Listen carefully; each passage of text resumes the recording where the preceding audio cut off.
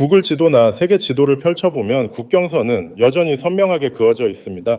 캄보디아라는 이름 아래 영토의 경계는 변함이 없는 것처럼 보입니다. 하지만 현대 국제 정치를 분석하는 서방 안보 전문가들의 시선은 이제 그 선 너머의 진실을 향하고 있습니다. 한 국가가 지도에서 사라지는 과정은 거창한 침략이나 대규모 폭격으로 시작되지 않습니다. 그것은 마치 거대한 건축물의 기둥 내부에서 소리 없이 진행되는 부식과도 같습니다. 최근 로이터와 BBC를 포함한 해외 주요 언론들이 캄보디아 분쟁 지역을 보도하며 일제히 쏟아낸 분석은 가히 충격적입니다. 그들은 더 이상 어느 쪽 군대가 몇 킬로미터를 전진했는지에 관심을 두지 않습니다. 대신 전선에 서 있는 병사들의 구성과 그들의 눈빛, 그리고 그 배후에서 작동해야 할 국가 시스템이 얼마나 처참하게 무너졌는지를 주목하고 있습니다. 이것은 단순한 군사적 열세를 의미하는 것이 아닙니다. 국가를 지탱하는 뼈대가 부러졌음을 의미하는 강력한 경고입니다. 전쟁이 전술의 단계를 넘어 구조의 한계치에 도달했다는 신호는 가장 먼저 최전방에서 감지되었습니다. 최근 공개된 국경 교전 영상과 위성 사진들을 분석한 전문가들은 공통된 결론에 도달했습니다. 캄보디아군은 현재 전선을 관리하는 능력을 완전히 상실했다는 점입니다. 로이터 통신의 보도에 따르면 프라사타카 사원 인근과 뜨라주 해안선에 배치된 부대들은 비정상적인 운용 형태를 보이고 있습니다. 숙련된 전투 병력이 있어야 할 자리에 전투 경험이 전혀 없는 비전투 인원들이 노출되는 장면이 반복적으로 포착되고 있습니다. 이는 병력 부족을 넘어 지휘 통제 체계의 심각한 과부하가 걸렸을 때 나타나는 전형적인 마비 현상입니다. 특정 지휘관의 실수가 아니라 시스템 자체가 작동을 멈춘 것입니다. 한 나라의 국방력이 서류상으로는 존재하지만 현장에서는 전혀 기능하지 않는 유령 군대로 변모하고 있는 셈입니다. 더욱 심각한 것은 병력 순환의 실종입니다. BBC는 이번 분쟁을 단순한 영토 충돌이 아니라 국가의 통제 능력을 시험하는 단계를 넘어섰다고 평가했습니다. 특히 포이팩 인근 지역에서는 동일한 병력이 사흘 넘게 교대 없이 진지에 고립되어 있는 사례가 빈번하게 확인되고 있습니다. 현대전에서 보병 부대가 고강도 노출 상태로 72시간 이상 지속되는 것은 전투 손실 이전에 전투 지속 능력의 고가를 의미합니다.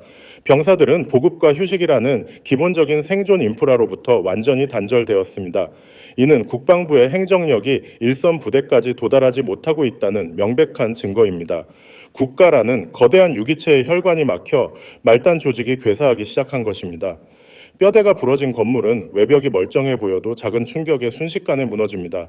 지금 캄보디아의 전선이 바로 그 위태로운 상황에 놓여 있습니다. 이러한 시스템의 균열은 민간인들의 움직임에서 더욱 극명하게 드러납니다. 국제구호 네트워크와 현지 행정자료에 따르면 분쟁 지역 인근에서 수십만 명의 민간인이 질서 없이 이동하고 있습니다.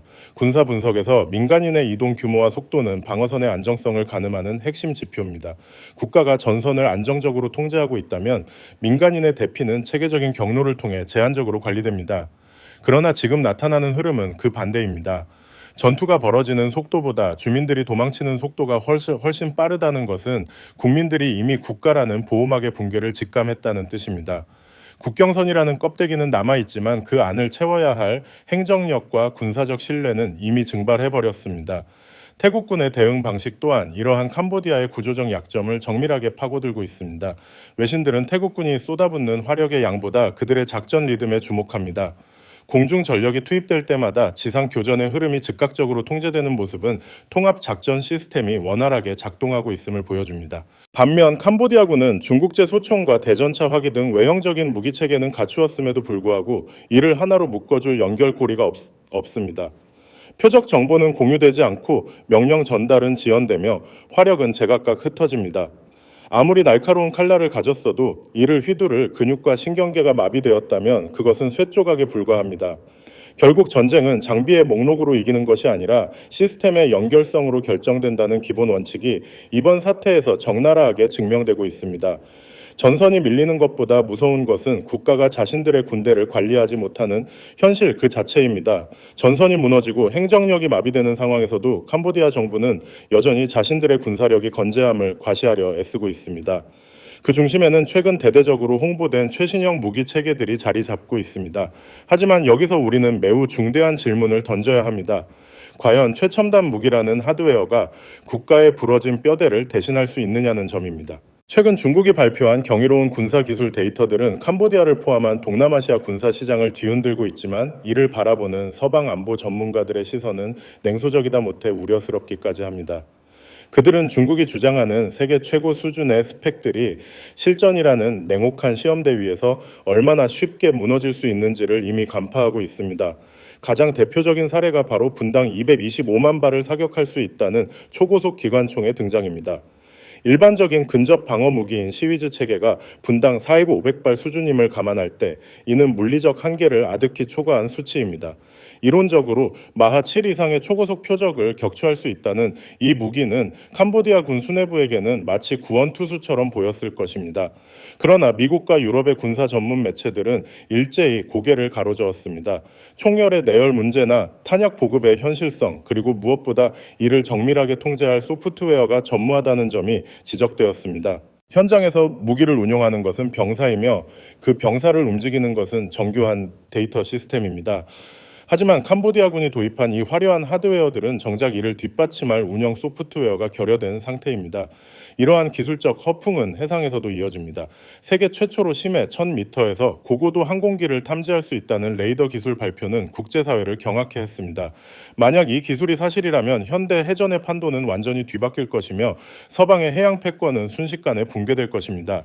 하지만 물속은 공기보다 밀도가 1000배나 높기에 전파의 도달거리가 극단적으로 짧아지는 물리적 특성을 가지고 있습니다. 구체적인 검증 과정이나 전력 공급 체계에 대한 설명 없이 쏟아지는 이러한 선전물들은 결국 캄보디아와 같은 국가들에게 헛된 자신감을 불어넣는 홍보 전략에 불과하다는 것이 해외 전문가들의 공통된 분석입니다. 문제는 이러한 검증되지 않은 무기들이 국가 국방의 핵심 자리를 차지하면서 정작 필요한 실전 대응 능력은 더욱 약화되고 있다는 사실입니다. 더욱 충격적인 사실은 이러한 기술들의 출처입니다. 해외 안보 전문가들에 따르면 중국의 급격한 군사 기술 발전 뒤에는 유럽 군수업체 출신 엔지니어들을 거액으로 유치하여 설계 도면과 노하우를 빼내는 은밀한 스카우트 프로그램이 존재합니다. 독일이나 프랑스에서 은퇴한 숙련된 전문가들을 초청해 당위 계약으로 기술을 흡수하고 이를 제조합해 중국식 신무기로 포장하는 방식입니다. 이렇게 탄생한 무기들은 외형적으로는 서방의 플랫폼을 닮았지만 그 내부의 핵심인 지휘 통제 소프트웨어와 연결성은 여전히 조잡한 수준에 머물러 있습니다. 캄보디아군이 전선에서 겪고 있는 표적 공유의 지연과 명령 전달의 혼선은 바로 이러한 기술적 태생의 한계에서 비롯된 것입니다. 실제로 현대전의 승패를 가르는 핵심인 C4ISR, 즉 지휘통제 통신 컴퓨터 정보 감시 정찰 체계에서 캄보디아군은 사실상 공백 상태에 가깝습니다. 무기라는 칼날은 예리하게 갈아놓았을지 모르나 이를 휘두를 신경망이 존재하지 않는 셈입니다. 반면 한국이나 미국과 같은 군사 강국들의 강점은 단순히 무기의 화력이 아닙니다. 실전과 훈련을 통해 끊임없이 수정 보완된 운영 교리와 모든 무기 체계가 하나의 유기체처럼 연결된 통합 소프트웨어에 있습니다. 한국의 K9 자주포나 K2 전차가 세계 시장에서 호평받는 이유는 그 스펙이 화려해서가 아니라 실제 전장에서의 신뢰성과 타 체계와의 완벽한 연동 능력이 입증되었기 때문입니다. 하지만 캄보디아는 이러한 시스템 구축을 포기하고 외형적인 숫자와 크기에만 집착하는 오류를 범했습니다. 미국 국방부인 펜타곤의 몇 배에 달하는 거대 지휘소를 건립 중이라는 소식 또한 이러한 과시적 태도의 정점을 보여줍니다. 현대전은 건물의 크기로 이기는 것이 아니라 인프라의 질과 작전 능력으로 결정됩니다. 가상 증강 현실과 인공지능이 전장에 통합되는 시기에 거대한 콘크리트 건물을 짓는 행위는 시대착오적인 발상에 가깝습니다.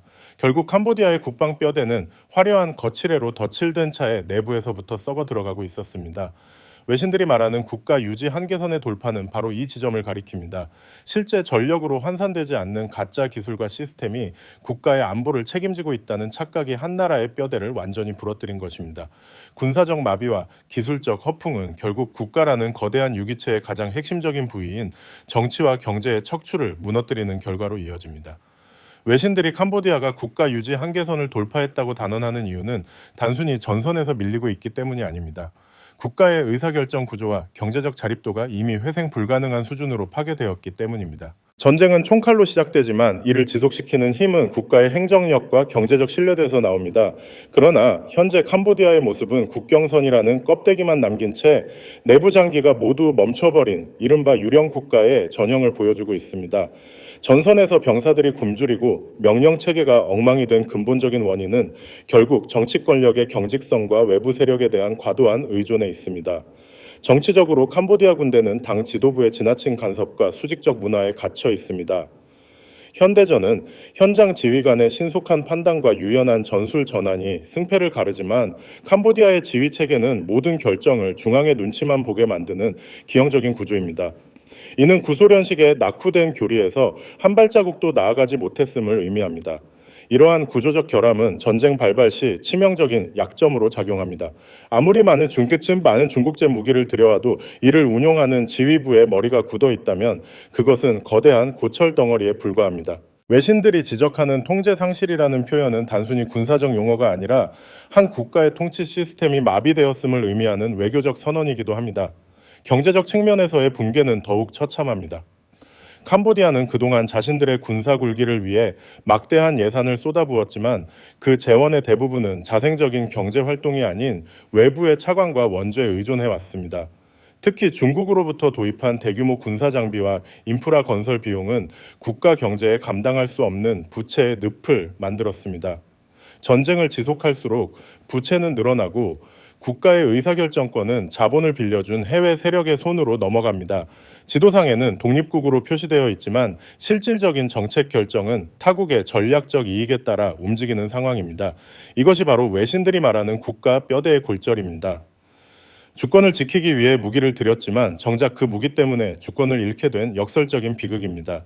이러한 캄보디아의 상황은 단순히 먼 나라의 이야기가 아닙니다. 우리 대한민국에 던지는 시사점은 매우 무겁고 날카롭습니다. 특히 최근 중국이 자신들의 현대화된 무기 체계를 북한에 지원하며 한반도의 안보 환경을 위협하고 있다는 사실은 캄보디아 사태가 남의 일이 아님을 방증합니다. 북한 역시 캄보디아와 유사하게 독자적인 연구 개발 능력보다는 무단 복제와 역설계에 의존하고 있으며 수직적이고 경직된 지휘 체계를 가지고 있습니다.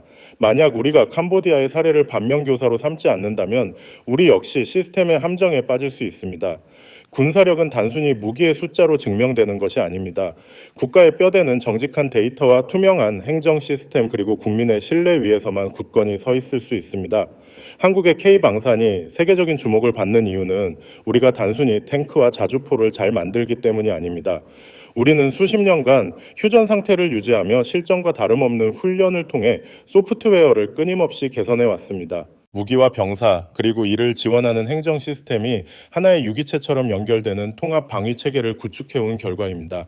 캄보디아가 가지지 못한 연결성과 신뢰라는 핵심 가치가 바로 우리 국방의 진정한 힘입니다. 따라서 우리는 중국의 화려한 무기 쇼케이스나 북한의 과시적인 도발에 흔들릴 필요가 없습니다. 오히려 우리가 집중해야 할 것은 우리의 시스템이 얼마나 더 정교하게 작동하는지, 그리고 우리 국가의 뼈대가 얼마나 건강하게 유지되고 있는지를 점검하는 일입니다. 강력한 국방력은 국가 안보의 으뜸이 되어야 하며 이는 지속적인 예산 증액뿐만 아니라 운영 묘미의 혁신에서 나옵니다. 분당 수백만 발의 사격이나 심해 레이더 같은 허황된 스펙이 국가를 지켜주지 않는다는 사실을 우리는 이번 캄보디아 사태를 통해 다시 한번 확인했습니다. 국가의 척추는 보이지 않는 곳에서 묵묵히 제 기능을 수행하는 인프라와 교육, 그리고 원칙을 지키는 군대에서 형성됩니다. 캄보디아의 전선이 무너지고 한 나라가 지도에서 사라질 위기에 처한 과정은 우리에게 안보란 결코 외형적인 포장지로 완성될 수 없다는 엄중한 교훈을 남기고 있습니다. 이제 우리는 더욱 냉정하고 치밀하게 우리의 국방 뼈대를 강화해 나가야 할 때입니다. 전쟁의 첫 국면은 이미 지나갔습니다. 이제 세계가 주목하게 될 것은 전선의 화려한 전투 장면이 아니라 그 전쟁의 무게를 버텨낼 수 있는 국가 시스템의 잔존 여부입니다. 우리는 지금까지 캄보디아 전선이 왜 단순한 패배의 기록을 넘어 한 국가가 감당할 수 있는 한계선을 돌파했는지를 살펴보았습니다. 외신들이 일찍이 예견했던 그 파멸의 과정은 결국 뼈대가 부러진 국가가 어떻게 스스로 무너져 내리는지를 보여주는 잔인한 증거가 되었습니다. 국경선은 여전히 종이 위에 그려져 있지만 그 선을 지탱해야 할 행정, 군사, 경제라는 세 개의 기둥은 이미 모래성처럼 허물어지고 있습니다. 이것은 단순히 특정 국가의 비극을 넘어 현대사회에서 국가라는 국가는 시스템이 존재하기 위해 갖추어야 할 최소한의 자격이 무엇인지를 우리에게 묻고 있습니다. 해외 주요 매체들이 공통적으로 읽어내고 있는 현재의 전황은 결코 희망적이지 않습니다. 그들이 주목한 것은 화력의 우위가 아니라 관리의 실패와 통제의 상실이었습니다. 전선을 관리하지 못하는 국가는 외교 테이블에서도 자신의 목소리를 낼 수 없으며 국민들에게 안전이라는 기본권조차 보장하지 못합니다. 겉모습만 화려하게 치장한 무기 체계와 실전 경험 없는 교조적인 지휘 체계가 결합했을 때 그 결과가 얼마나 참혹한지 우리는 목도하고 있습니다. 전쟁은 화력으로 시작될지 모르지만 그것을 끝내고 나라를 유지하는 것은 결국 보이지 않는 구조의 힘입니다. 연결성이 끊긴 군대와 신뢰가 사라진 정부가 할 수 있는 일은 결국 역사의 뒤양일로 사라지는 것뿐입니다. 이제 우리는 이 사태를 통해 얻은 교훈을 가슴 깊이 새겨야 합니다. 국가 안보의 핵심은 외부에 보여주기 위한 거대한 지휘소나 검증되지 않은 첨단 기술의 수치에 있지 않습니다. 그것은 현장의 병사와 지휘부를 잇는 정직한 통신망에 있으며 위기 상황에서도 흔들림 없이 작동하는 투명한 행정 시스템에 있습니다. 또한 우리 스스로가 우리 국방의 주인이 되어 끊임없이 혁신하고 보완해 나가는 자생적인 노력에 달려 있습니다. 대한민국이 걸어온 길 역시 이러한 끊임없는 수정과 보완의 과정이었습니다. 우리가 가진 시스템의 힘을 믿고 더욱 정교하게 다듬어 나가는 것만이 우리의 국토와 주권을 온전히 보존하는 유일한 길입니다. 오늘 전해드린 분석이 여러분께 국가 안보와 시스템의 중요성에 대해 깊이 생각해보는 계기가 되었기를 바랍니다. 한 나라의 뼈대는 철강으로 만들어지는 것이 아니라 그 사회가 공유하는 가치와 원칙, 그리고 서로를 잇는 신뢰로 형성됩니다. 여러분은 현재 한반도를 둘러싼 이러한 시스템 경쟁에 대해 어떻게 생각하시나요? 캄보디아의 사례가 우리에게 주는 가장 큰 경고는 무엇이라고 보십니까? 여러분의 소중한 의견을 댓글로 들려주시면 감사하겠습니다. 이러한 깊이 있는 담론이 모일 때 우리 국가의 뼈대는 더욱 단단해질 것입니다. 지금까지 해외 군사 매체와 안보 전문가들의 분석을 토대로 캄보디아 전선의 이명과 국가 붕괴의 과정을 짚어보았습니다. 오늘 내용이 유익하셨다면 구독과 좋아요 그리고 알림 설정을 부탁드립니다. 앞으로도 저희 채널은 자극적인 수치에 현혹되지 않고 그 이면에 숨겨진 구조와 진실을 날카롭게 분석하여 여러분께 전달해 드리겠습니다. 강력한 국방력은 깨어있는 시민들의 관심으로부터 시작됩니다. 끝까지 시청해 주셔서 감사합니다. 다음 영상에서 더욱 심도 있는 분석으로 찾아뵙겠습니다.